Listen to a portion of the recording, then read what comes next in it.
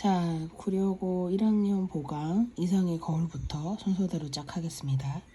이상의 거울은 이제 윤동주의 자화상이랑 너무 똑같은데 하나의 차이점이 있어요.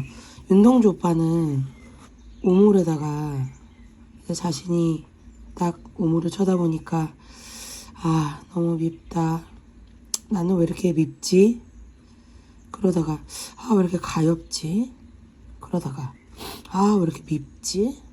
그러다가 아, 내가 이렇게 살면 안 되는데 하고 추억처럼 떠올리면서 오빠 갑자기 자아성찰 빵 때려버리면서 자아상이 어딨죠?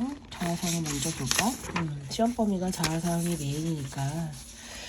그래서 윤동주의 자아상의 가장 킬러 포인트는 뭐예요? 내가 삼부통일을 돌아 외딴 우물을 홀로 찾아갔다. 이게 지금 킬러 포인트죠? 외딴 우물을 찾아갔는데 가만히 들여다봤는데 우물 속에는 달도 예쁘고 구름도 예쁘고 하늘도 예쁘고 파란 바람도 있고. 그래서 오빠가 아, 나는 왜 이렇게 부족하지? 요 파란 하늘이랑 얘네들은 너무 예쁜데 나는 왜 에바스바 꽁치참치 같지? 요런 느낌을 받아. 특히 여기는 뭐죠? 메인이 바람이야. 바람이 파래 보이는 거야. 그래서 촉각의 시각화. 그 다음에 우리는 감각적 표현이라는 게 있고 공감각적 표현이라는 게 있죠. 감각적 표현은 그녀의 머리카락이 있고 바람이 불고 그 다음에 뭐 파란색이 있고 요런 게 감각적 표현. 따로따로 분리돼서 떨어져 있는 거. 공감각적 심상은 그녀의 머리카락은 파란색 아니지 된장찌개 냄새나는 머리카락 요런 거야. 그럼 시각의 된장찌개 후각화 요런 게 공감각적 심상이에요. 하나의 단어가 감각이 후각이 시각으로 옮겨가서 감각이 전이 되는 현상 요거죠. 그래서 오빠가 사나이가 있는데 우리 이런 걸 자기 객관화라고 하죠. 자기 자신을 타인처럼 바라보고 있어. 사나이가 있는데 사나이가 첫 번째는 너무 밉고 그 다음에 가엾고 다시 보니까 또 미워. 그런데 곰곰이 생각을 해보니까 수미상관으로 생각을 해보니까 위에 했던 문체를 다시 아래에다가 머리수, 꼬리 밑 이런 걸 변형된 수미상관이라고 하죠. 계속 반복해서 달, 구름, 하늘, 파란 하늘을 쳐다봤는데 아, 뭔가 거기에는 다른 점이 하나 있죠. 추억 같은 사나이가 있어요. 그래서 자화상의 핵심 키워드는 뭐죠? 내가 추구하는 요거 반성적 자아, 내가 추구하는 내 속에 우리 이면적 자아라고도 하죠. 속에 있는 내가 원래 추구하던 이상적인 윤동주는 어디에 있다? 과거 추억의 자유와 함께 있다. 그러나 윤동주 오빠는 지금 어디 있다? 현실의 일본에 뭔가 내가 무기력한 그런 표면적인 자아 상태로 있다. 그래서 오빠는 처음에는 이랬지만 나중에는 이렇게 되고 싶은 그게 자화상의 핵심 키워드예요. 또 자화상의 핵심 키워드는 좀 산문적으로 일기 쓰듯이 이렇게 썼잖아요. 그래서 이 자화상의 핵심은 이렇게 흔들리고 있었어. 들여다봅니다. 가을이 있습니다.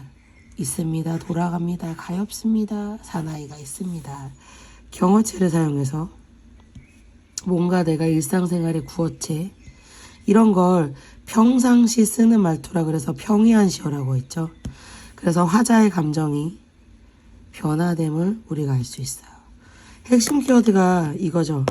처음에는 자연을 보고 깨달음을 얻고 내가 미웠다가 과거 윤동주로 돌아갈 거야. 그래서 우리가 쉽게 쓰여진 시가 굉장히 연기작품으로 잘 나오죠. 이따가 얘도 연기로 하겠습니다. 자, 그럼 자화상을 보고 다시 메인으로 돌아가서 메인이 아니지. 자화상과 비슷한 이상의 거울. 이상의 거울의 이제 핵심은 이 거울이 윤동주 오빠가 바라봤던 우물의 기능과 똑같다는 거예요. 그래서 오빠가 아까 윤동주 선생님은 우물을 바라보고 밉고 가엾은데 미웠지만 추억처럼 이상적 자아를 찾아가는 모습이라면, 의지로 마무리를 한다면, 이상은 거울을 바라보고 거울 속을 바라보는데 나는 나를 제대로 알 수가 없어서 섭섭하다 이러고 마이너스로 끝나요. 그게 이상의 거울과 윤동주의 차이점이에요.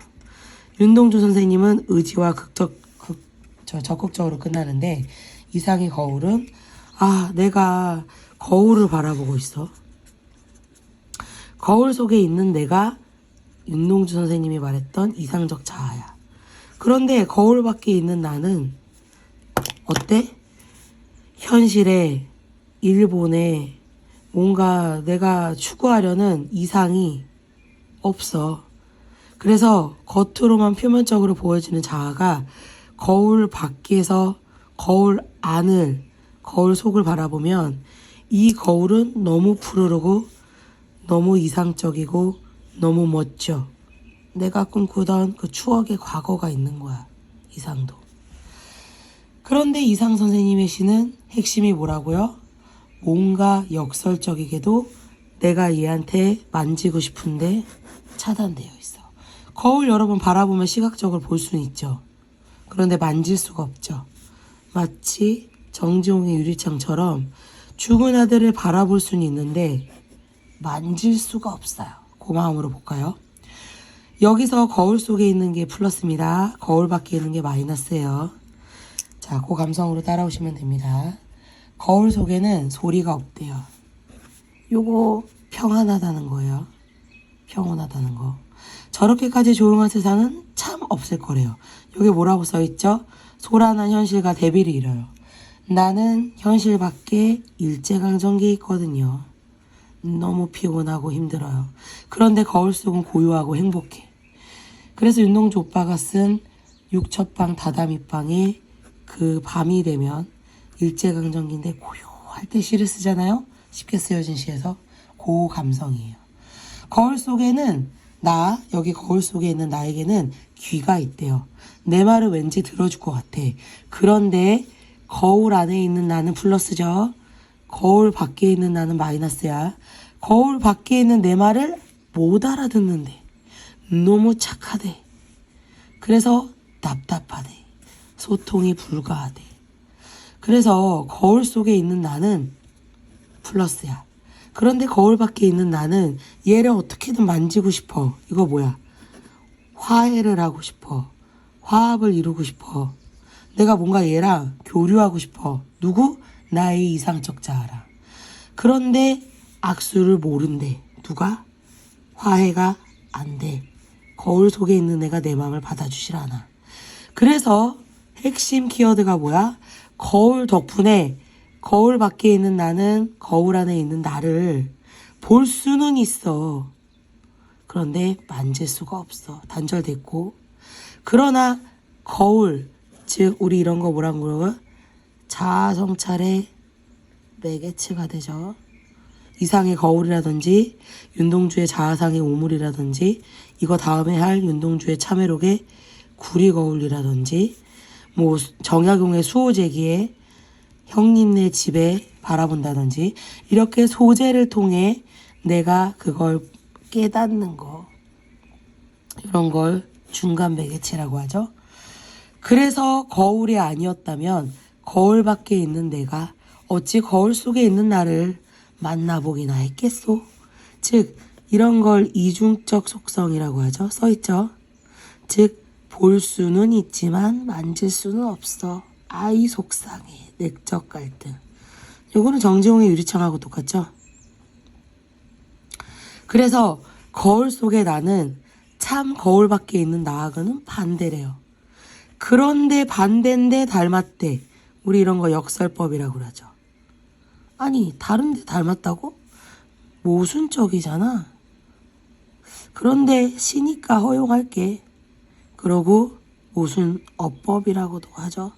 그리고 모순적이지만 허용할게. 이런 뜻이죠. 그래서 거울 밖에 있는 나는 거울 속에 있는 나를 근심하고 너무 만나보고 싶대요. 이 진찰한다는 건 내가 얘를 이해하고 싶고 알고 싶고 화해하고 싶고 동병상련하고 싶어. 너를 이해하고 싶지만 참 그게 안 돼서 직접 점서 섭섭해요. 그래서 극복이 안 돼요. 이상은 주지주의 철학의 대가입니다. 주지주의 철학은 1920, 30년대에 만들어진 여기 썼구나. 포스트 모더니즘 사상이라고 하죠. 그래서 우리가 주지주의라는 거를 읽는 순간 얘가 독재 정치로도 이어지는데 굉장히 개인적이고 주관적이고 그림 그리듯이 묘사하는 시들을 굉장히 시각적으로 두드러진 시들이 많아요. 이상과 박태원 작가님이 만든 포스트 모더니즘 사상의 시예요. 그래서 시가 굉장히 독특하고 막 어두자연군도 써있고 막 띄어쓰기도 안 돼 있어요 지금. 그리고 말이 좀 안 되는 것 같고. 그래서 여러분 글씨 혹시 아십니까? 한 아이가 있어, 두 아이가 있어, 세 아이가 있어, 네 아이가 있어. 그래서 이런 걸 초현실주의 시라고 해요. 뭔가 해체적이고 우리가 이해하기는 힘들어. 하지만 그때 이 이상이란 사람, 박태원이란 사람, 여러 사람들이 왜 이런 이상한 행동의 시를 쓸 수밖에 없었죠? 현실이 외적 갈등을 일으켰기 때문에 자기의 마음도 내적 갈등이 너무 심화된 시대를 반영하는 시입니다. 물론 윤동주 선생님은 우리나라 3대 천왕 독립시인이기 때문에 뭔가 추억처럼 의지를 다져. 그런데 이상 선생님은 내적 갈등을 회복하지 못한다는 게 차이점이에요. 기억해두세요. 자, 다음은 윤동주 선생님의 참회록을 하겠습니다. 일단 자아성찰 위주로 하겠습니다.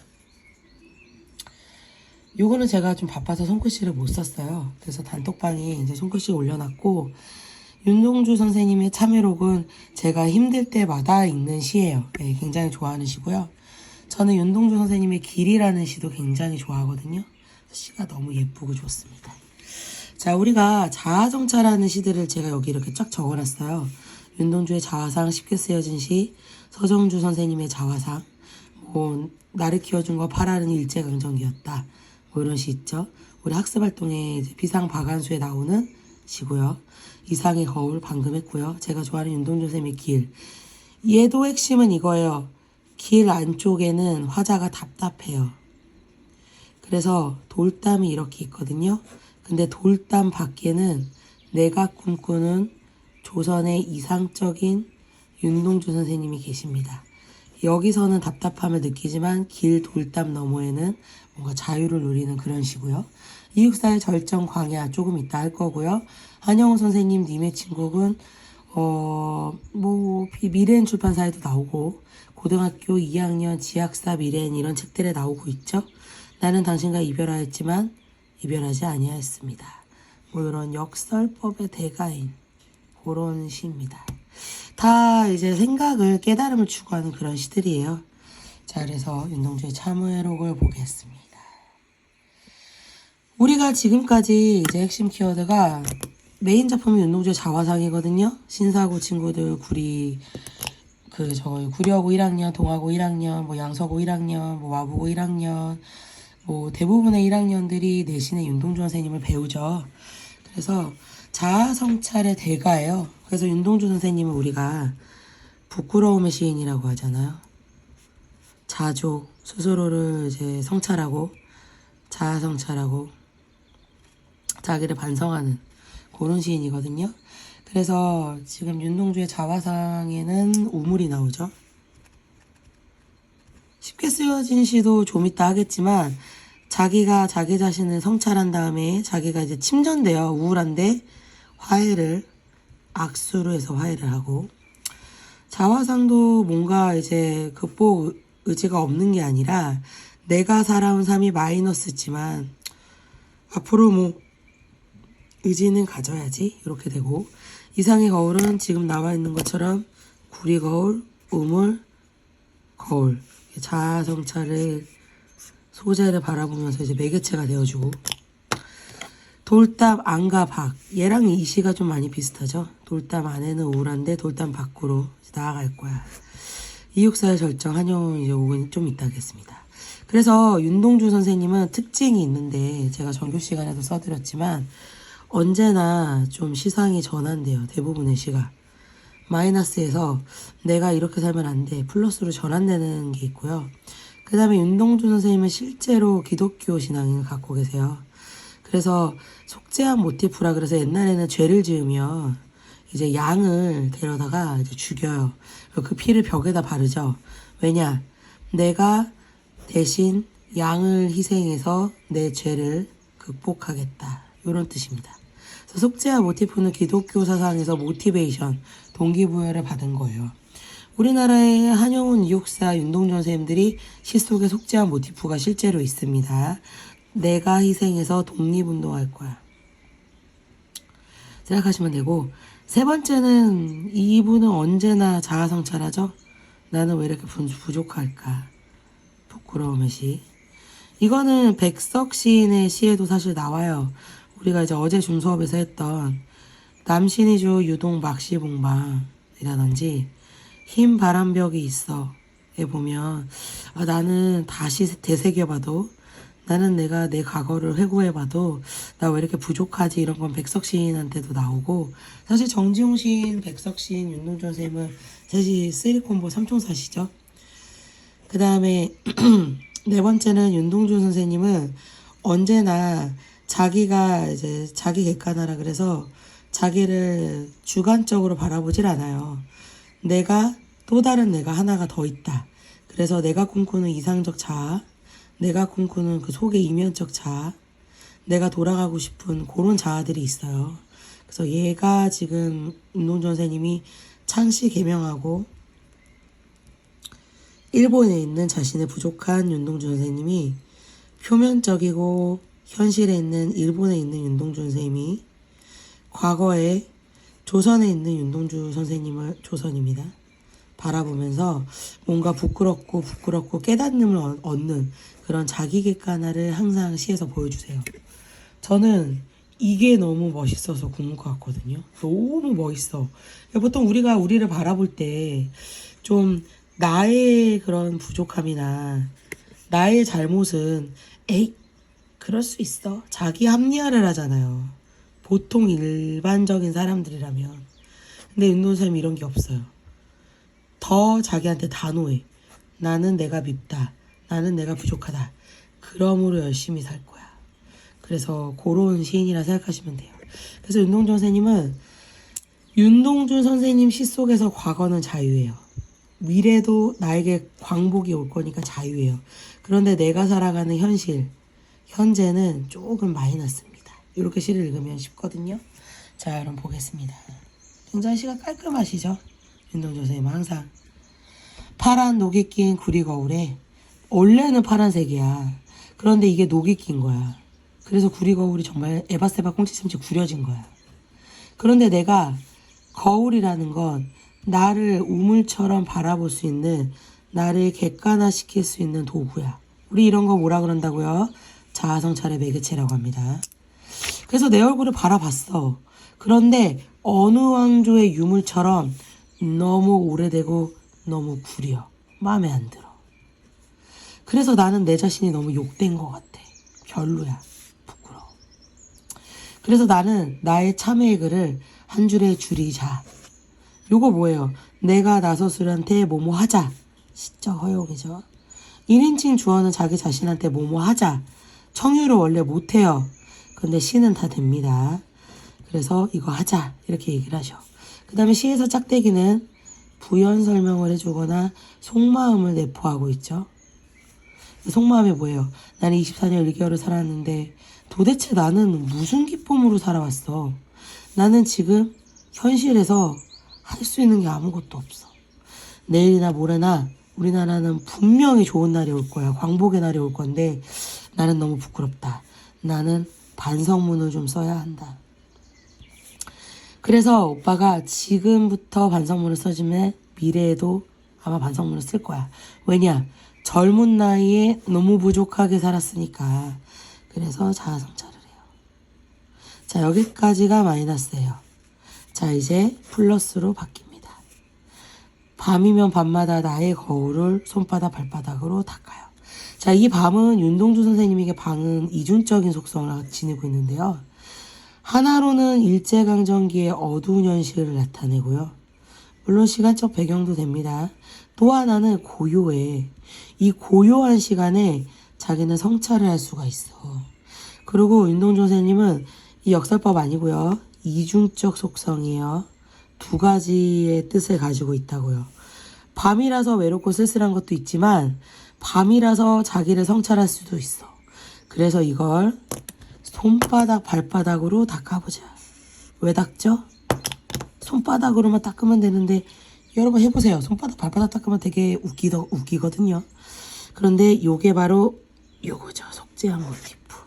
즉 다른 사람들을 위해 희생할 거야. 자기 희생. 내가 누군가를 위해 내 거울을 계속 닦아서 독립운동을 하겠다는 거예요.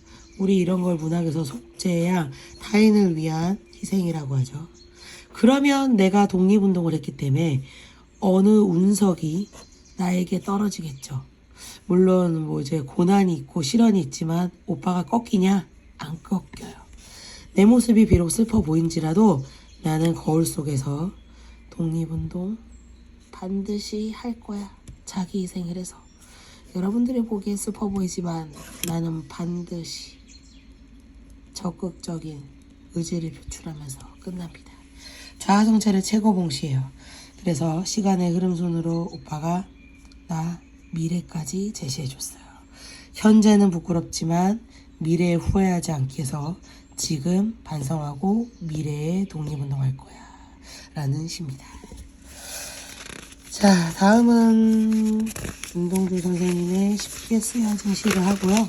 이육사 선생님의 광야랑 절정을 하고 끝내겠습니다. 이육사 선생님은 메인 작품이 아니기 때문에 속독 중요한 것만 해볼게요. 자, 쉽게 쓰여진 시는 대부분 고등학교 2학년 뭐 지학사, 미래엔 뭐 대부분의 모든 학교의 뭐 비상한초로 다 나오죠. 그래서 굉장히 유명한 시입니다. 여기에도 제가 써놨지만 지금 지겹죠? 계속 말해서 요거 본질적 자, 내면적 자, 이상적 자, 그 다음에 이면적 자. 오빠가 추구하는 그 안에 있는 윤동주는 과거와 미래에 존재하고요. 내가 지금은 부족하지만 현실에 어찌할 수 없어서 표면적으로는 이곳에 있지만 어찌할 수 없어서 현실에 있는 겁니다. 왜냐하면 이제 북한도에 살다가 이제 유학을 가신 상태예요. 그래서 시대를 반영하는 시인이죠. 보겠습니다. 윤동주 선생님은 언제나 자기 경험을 작가의 경험을 넣는 걸 표현의 관점이라고 하죠. 시를 표현하는 게 아닙니다. 작가의 경험을 표현하는 겁니다. 그 다음에 일제강점기 시인이죠. 자, 여기에도 속죄한 모티프가 나옵니다. 창밖에 밤비가 속살거린대요. 요거 뭐죠? 밤은 고요하지만 자아성찰도 할 수 있는 시간이죠. 근데 얘가 자꾸 저한테 속사 말을 거려요. 의인법입니다. 비가 말을 거니까. 그런데 육체방은 뭐죠? 육첩방은 우리나라에 없어요. 일본의 방의 구조예요. 당연히 시어의 의미가 일제강점기를 나타내는 시어죠. 나는 밤에 비가 자꾸 나한테 말을 걸고 지금 나는 일본의 남의 나라에 있다. 참 외로움을 제시하는데 시를 어떻게 이렇게 잘 쓰시는지 모르겠어. 시인이란 참 슬픈 운명인 걸 자기도 알고 있대요. 근데 자기는 요거를 극복하시겠죠. 어쨌든 자기는 너무 슬프대요. 왜 슬픈지 아십니까? 여기 있죠. 자기 친구들은 조선에서 독립운동하고 너무 많이 죽었어요. 그래서 자기는 여기서 공부하고 시나 쓰는 게 너무 시가 쉽게 쓰여져서 슬프다는 거예요. 한 줄시를 적어보겠대요. 어머니가 주신 땀내와 사랑, 보내주신 학비본투 너무 소중해요. 그러나 대조적으로 대조법이죠. 내가 왜 대학에 노트를 끼고 왜 교수님의 이런 늙은 오래된 사고방식에 현학은 뭐냐면 학문적으로 유식함을 뽐내는 이런 교수의 이야기만 들으러 가는지 현재형 종결함을 통해 현실의 윤동주 선생님은 뭐예요? 너무 짜증이 나는 상태예요. 이런 걸 회의감이라고 하죠. 생각해보면 내 동무들은 다 죽어버리고 도대체 현실에 있는 나는 무엇을 바래서 나는 자꾸 왜 침전하냐. 부피에 이렇게 쓰면 이렇게 동동동 아래로 침전하는 거 아시죠? 하강적 이미지를 이렇게 예쁘게 썼어요. 인생은 참 살기 어렵대요. 그런데 나는 친구들과는 다르게 대조적으로 왜 여기서 공부나 하고 이렇게 쉽게 신화 쓰냐. 참 부끄럽다. 자아성찰 시작하셨죠? 여기까지가 많이 났습니다. 난 정말 내 자신이 너무 싫다. 부끄럽다. 그래서 수미상관 위에서 썼던 말을 다시 변형해서 썼어요. 이제 더 이상 일본한테 주눅들지 않겠어. 반피가 속살거리면 좋아. 독립운동을 결심하겠어. 시상이 전환됩니다. 나 요시 쓰고 끌려가시잖아요. 그래서 얼마 안 있다가 돌아가시죠. 광복을 이루기 위해서 독립운동할 거야. 그리고 일본을 내몰 거야. 여기 있는 밤은 뭔가 자아성찰을 제시할 수 있는 시간적 배경이라면 여기 있는 어둠은 명암 대비를 통해 즉 요거 밝음 어두움 그래서 명암 대비를 통해 대조적으로 일본을 무찌르겠다 이런 뜻이에요. 요거는 요 자체로 자아성찰 시간적 배경. 그래서 시대처럼 올 아침 당연히 광복이죠. 광복을 이루는 그 최후의 나는 미래의 나죠. 당연히 이상적 자아죠. 실수하시면 안 돼요. 자, 요괴학교 객관식에 잘 나오죠. 앞에 있는 나 여기 힘을 내는 나는 지금 현실의 나에게 작은 소음을 내밀어서 괜찮아. 위로를 해줘. 자기 스스로 화해를 합니다. 요거 이상의 거울하고 차이점이 있죠. 이상의 거울은 뭐예요? 자기를 극복하지 못해요.